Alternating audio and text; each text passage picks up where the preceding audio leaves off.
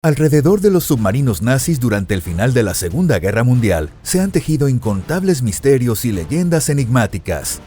Hitler y sus colaboradores más cercanos depositaron grandes esperanzas en la flota de submarinos alemana y, en cierta medida, esta logró responder a esas expectativas, acechando a los barcos de los aliados y actuando con brutalidad.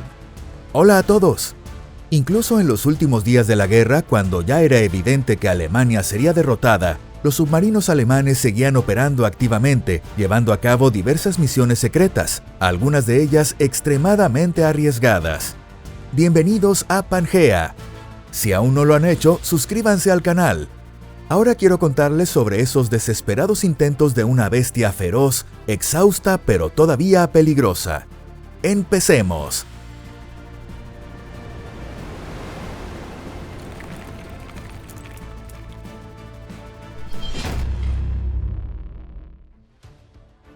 ¿No era Gibraltar sino América? Esta historia comienza en el otoño de 1943, cuando la flota de submarinos alemana fue reforzada con un nuevo modelo, el tipo IX-C-40. Este tipo de submarinos fue construido en los astilleros alemanes entre 1942 y 1944. En total se fabricaron 87 unidades del modelo IX-C-40. Para ser un submarino diésel de la época, era bastante grande. Medía 76.5 metros de largo, 6.86 metros de ancho y tenía una profundidad de casco de 9.6 metros. Su mayor ventaja era la enorme capacidad de combustible. Podía recorrer 13.450 millas náuticas, es decir, unos 25.000 kilómetros. Este impresionante radio de acción fue precisamente lo que definió el destino del U-Boot. El U-869 zarpó desde Kristiansand en Noruega el 8 de diciembre de 1944 para emprender lo que sería, como luego se descubriría, su primer y último viaje. En cuanto a la ruta que siguió el U-Boot después de zarpar, existe un profundo desacuerdo entre los historiadores militares. Según una versión, la misión original del submarino era patrullar las aguas del estrecho de Gibraltar. Pero otra teoría afirma que 3 semanas después de zarpar, el alto mando de submarinos alemán ordenó al comandante del U-Boot, el capitán de corbeta Helmut Nienburg, patrullar las aguas cercanas al puerto de Nueva Jersey, frente a la costa estadounidense. Esta teoría del patrullaje cerca de América fue propuesta, al parecer, en la década de 1990. Y por supuesto también es posible que el destino original haya sido Gibraltar, pero que luego el alto mando nazi lo cambiara a Nueva Jersey. En los últimos meses del Tercer Reich, el caos en el mando militar alemán era absoluto y circulaban órdenes completamente contradictorias. Por otro lado, a medida que avanzaban las investigaciones, cobró fuerza la hipótesis de que el verdadero destino era América desde el principio y que lo de Gibraltar fue solo una tapadera. Sea como fuere, los documentos oficiales del mando alemán indican que a partir del 20 de febrero de 1945, el U-869 desapareció sin dejar rastro en la zona de Gibraltar.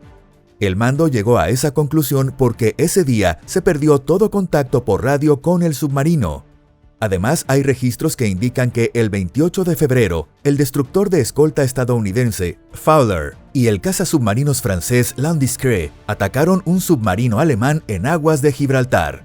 Pero entonces surge una inconsistencia. Si el U-869 desapareció el 20 de febrero, ¿qué submarino atacaron los buques aliados el día 28? Y los informes de las naves estadounidense y francesa no especifican qué submarino fue hundido, lo que pone en duda si realmente fue un U-Boot. Aún así, durante muchos años se atribuyó el hundimiento del U-869 a la acción conjunta del Fowler y Landiscret, y se creyó que los 56 tripulantes descansaban en las profundidades del estrecho de Gibraltar. También debemos hablar del tripulante número 57, Herbert Guszewski. Antes de que el U-Boot zarpase del puerto noruego, enfermó de neumonía y se quedó en tierra, convirtiéndose en el único sobreviviente de la tripulación. La historia trágica del U-869 dio un giro inesperado en 1991. El 2 de septiembre de ese año, 46 años después de su supuesta destrucción en Gibraltar, se hallaron los restos del submarino frente a la costa de Nueva Jersey. El hallazgo fue completamente accidental. Lo hizo un equipo estadounidense de buceo liderado por John Chatterton. Según algunos informes, una red de pesca enredada en el casco ayudó a que se descubriera el U-Boot. Los buzos se preguntaban qué era exactamente lo que había quedado atrapado en esa red. El submarino yacía a 77 metros de profundidad, justo en el límite de lo que se puede alcanzar sin un traje de buceo especializado.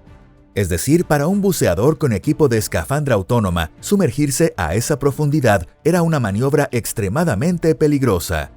De hecho, según consta en Wikipedia, durante las inmersiones en esa zona murieron 3 buzos. Además, las autoridades estadounidenses recibieron con escepticismo la noticia de que se había encontrado un antiguo submarino alemán, lo cual complicó aún más la investigación. Su postura oficial era: el U-869 no puede estar ahí. Cabe destacar que ya en 1941, el ejército estadounidense tenía conocimiento de que la Alemania nazi se estaba preparando para una posible ofensiva contra el territorio continental de Estados Unidos. En diciembre de 1941, varios submarinos alemanes cruzaron en secreto el Atlántico con rumbo a América y estuvieron listos para hundir buques estadounidenses en cualquier momento. Como parte de la operación con nombre clave Paukenschlag o Drumbeat, el ejército alemán planeaba atacar embarcaciones comerciales estadounidenses, las cuales eran considerados blancos fáciles para las fuerzas alemanas, que llevaban 2 años combatiendo a los británicos. De hecho, como recordaría su excomandante Eric Topp, el submarino nazi U-552 hundió 10 embarcaciones frente a la costa este de Estados Unidos en tan solo una semana, a partir del 13 de enero de 1942. A pesar de no contar con ningún apoyo oficial de las autoridades, los 3 entusiastas buzos, John Chatterton, John Jurga y Richie Kohler, trabajaron durante casi 2 años recuperando meticulosamente numerosos objetos. Gracias a ello, la duda sobre si el submarino pertenecía al Tercer Reich se fue disipando. El primer objeto rescatado fue una sección del casco con el águila imperial y la esvástica, junto con el año de construcción, 1942. También hallaron un tanque de oxígeno con fecha de fabricación 15 de abril de 1944, un cuchillo con el apellido de su dueño grabado y una placa de aluminio perteneciente al mástil del snorkel, entre otros artefactos valiosos. En la placa de aluminio figuraban el nombre del astillero Deskimag y el modelo del submarino, IXC. John Chatterton consultó antiguos registros y encontró el apellido Horenburg, el mismo grabado en el cuchillo, en la lista de marinos caídos del U-869. Todo indica que ese cuchillo perteneció a Martin Horenburg, un mecánico de a bordo del submarino. Tras contrastar toda la información, los buzos concluyeron con total certeza que el submarino hallado era el U-869, hundido en 1945. Aunque ellos no tenían ninguna duda, las autoridades estadounidenses no podían aceptarlo tan fácilmente en su informe oficial. Por ello, los incansables buzos siguieron extrayendo nuevos objetos del submarino. Finalmente, 6 años después del hallazgo, el 31 de agosto de 1977, lograron despejar la última duda. Ese día recuperaron una caja de madera del compartimiento del motor eléctrico. Dentro de la caja había una placa de plástico claramente grabada con las letras nítidas U-869. Hoy en día, gracias a los datos registrados por el sistema Ultra, se ha podido reconstruir gran parte de la ruta del U-869. Ultra fue el sistema de inteligencia de los aliados que logró interceptar y descifrar las comunicaciones del alto mando nazi durante la Segunda Guerra Mundial. Según esa información, Karl Dönitz, quien más tarde sucedería a Hitler, había ordenado inicialmente al comandante del U-869 que se dirigiera a la costa estadounidense para atacar buques aliados.